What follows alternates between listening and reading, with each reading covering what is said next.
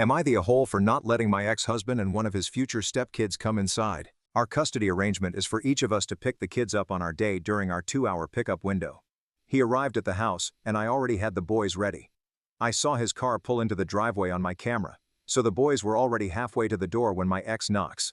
I open the door, and he is holding the hand of a 4-year-old. He asks to come in and says his fiance's son needs to use the bathroom.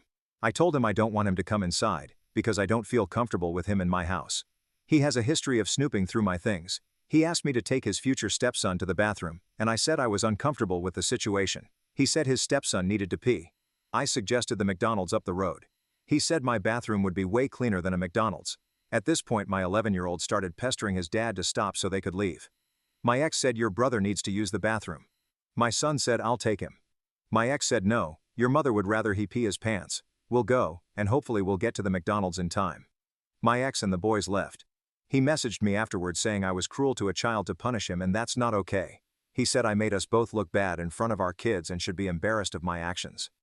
I have been fighting with him for so long my perspective is screwed up. Was I in the wrong? If the kid needed to pee, the ex could have stopped prior to arriving at his ex's. He knows the relationship is strained. Good lord, he has a 2-hour window. My ex and I, 6 p.m. The end. Okay, so I like to ask my husband these scenarios and get his 2 cents. He seems to think, because you have stated you've had multiple problems with the ex, that this was more about control.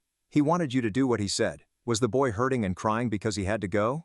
If not, my spouse thinks it was a power play by your ex. If it were me, I would have asked my son to take him and told the ex to go wait in his car. But if this douche just liked to jerk you around then NTA. NTA. He wanted to snoop. This was obvious after he rejected your son's offer to take the kid to the bathroom. Sneaky, isn't he?